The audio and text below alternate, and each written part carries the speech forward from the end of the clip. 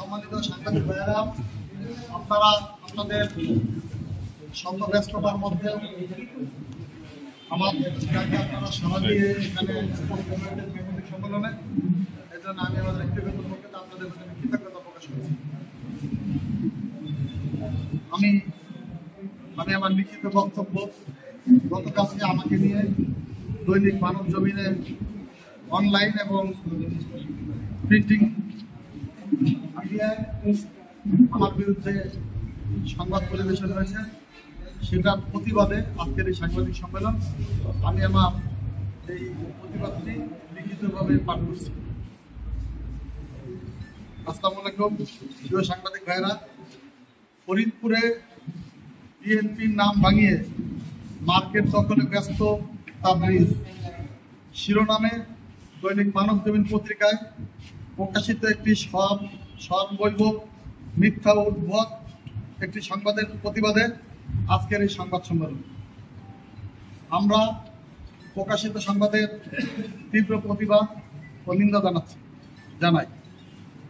কোনো ব্যক্তি বিশেষের এজেন্ডা বাস্তবায়নে অসাধু উপায় অবলম্বন করে মনের মাধুরী মিশিয়ে সম্পূর্ণ অসত্য তথ্য সম্বলিত সংবাদটির প্রতিটি লাইনে যে মিথ্যাচারের আশ্রয় নেওয়া হয়েছে তা তুলে ধরার চেষ্টা করব আপনাদের সামনে। সংবাদটিতে মূল অভিযোগ করা হয়েছে, আওয়ামী লীগ সরকার পতনের পর থেকেই শহরের পেপারখোলা বাজারটি নিয়ন্ত্রণ নিতে ব্যস্ত বিএনপি দলীয় কয়েকজন নেতার নাম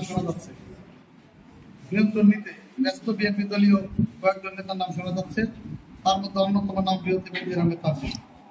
এছাড়াও অনেক দুর্নীতির মধ্যে ইতিমধ্যে আমার নাম বারবার আলোচিত হচ্ছে। বিষয়টি নিয়ে দলীয় শীর্ষ অনেক নেতাই সম্মতি জানিয়েছেন বলে এই খবরে তিনি লিখেছেন। এছাড়াও সেখানে তিনি আরো কিছু আজগুবি অসত্য তথ্য লিখেছেন।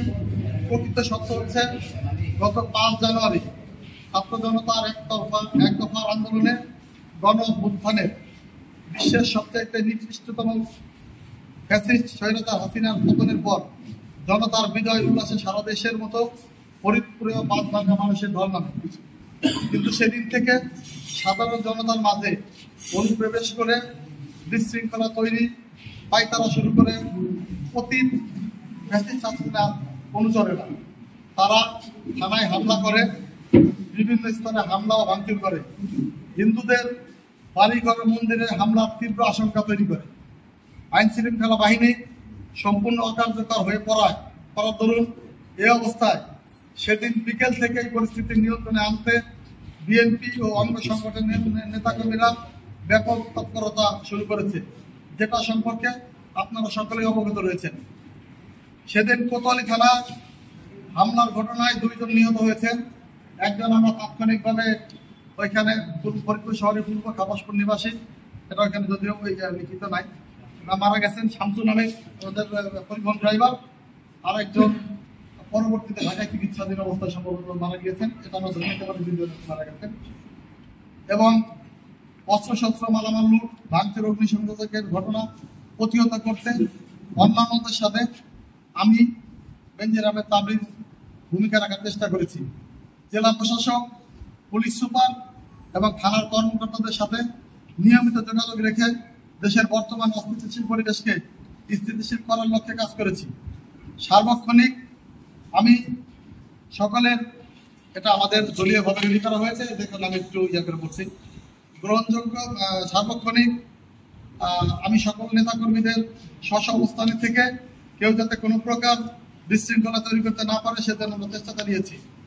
কার্যত এই কাজে ব্যক্তিগত পারিবারিক কর্মকাণ্ডে সময় দিতে পারি নাই, অথচ এমন একজন, এখানে আমাকে উল্লেখ করে বলা হয়েছে যে আমি এখানে বলা হয়েছে এমন একজন নেতাকে বলা হয়েছে মার্কেট দখলে ব্যস্ত। আমাকে উল্লেখ করে বলা হয়েছে আমি মার্কেট দখলে ব্যস্ত। সংশ্লিষ্ট সাংবাদিক ওই সংবাদে বেনজির আহমেদ তাবলিগের যে বক্তব্য ছেপেছেন তাও মন গড়া, কেননা আমার সাথে এই সংবাদের বিষয়ে জানতে কোনো প্রকার যোগাযোগ করা হয় না। আর অন্যান্য যে সকল নেতৃবৃন্দের বক্তব্য ছাপা হয়েছে তাও নেওয়া হয়েছে খুব কৌশলী।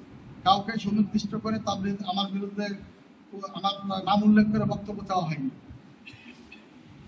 তিনি লিখেছেন, তাবরিজ সাবেক মন্ত্রী চৌধুরী কামাল ইবনে ইউসুফের নাম ভাঙিয়ে উপজেলা পরিষদের ভাইস চেয়ারম্যান নির্বাচিত হন। আমি এই লিখিত বক্তব্যের বাইরেও বলি, 2014 সালে 15ই মার্চ আমাদের সদর উপজেলা নির্বাচন অনুষ্ঠিত হয়, আপনারা এটা সকলেই অবগত। যেখানে ওই সংবাদে উল্লেখ করা হয়েছে 2016 সালে উপজেলা নির্বাচিত হয় এবং আমি মহানগর যুব দলের সভাপতি। সেখানে আমাকে মহানগর যুব বিএনপি প্রেসিডেন্ট হিসেবে উল্লেখ করা হয়েছে, যেটা আদৌ ঠিক না।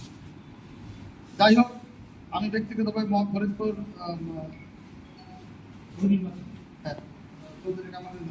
এই কথা দিয়ে তিনি কি বোঝাতে চাচ্ছেন আমি জানি না। ওই নির্বাচনে কামাল ভাই আমার জন্য ভোট প্রার্থনা করেছেন।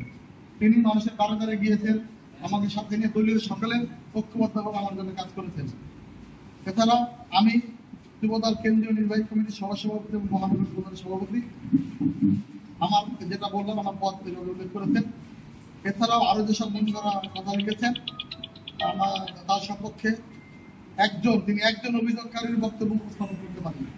মূলত যে সমস্ত দোকান, মার্কেট বা গরুর হাটের কিছু উল্লেখ করা হয়েছে, যেটা ক্ষতিগ্রস্ত কেউ ওখানে নির্দিষ্ট করে কারো নাম উল্লেখ করা হয়নি, যেটা অত্যন্ত দুঃখজনক। এটা আমি যদি এরকম কোনো কাজের সাথে জড়িত থাকি, বা নির্দিষ্ট করে অভিযোগকারী নাম উল্লেখ করলে ভালো হবে।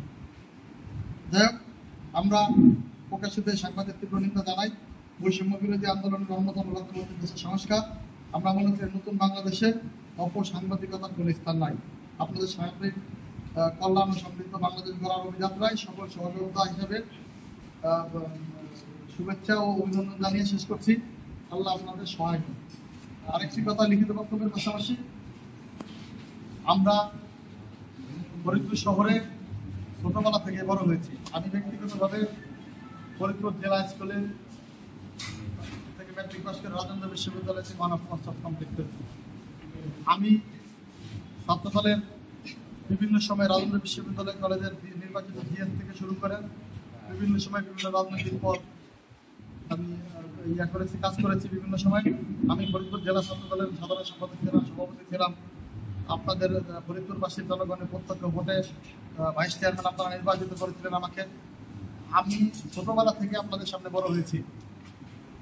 এইখানে যে সমস্ত কর্মকাণ্ড উল্লেখ করা হয়েছে, এরকম কোনো কর্মকাণ্ড অতীতেও না, আল্লাহ কতদিন বাঁচার এরকম কর্মকাণ্ডের সাথে জড়িত কোনো সম্ভাবনা নাই ইনশাআল্লাহ। এটা আমি জোর গলায় বলতে পারি। যাই হোক, আমরা সবচেয়ে বড় কথা হলো এই শহরে, আপনারা ওই শহরের, আমরা ওই শহরে। সাংবাদিকদের সাথে, রাজনৈতিক নেতৃবৃন্দের সাথে যাতে সম্পর্কটা ভালো থাকে, আপনার মনে করি সম্পর্ক ভালো আছে।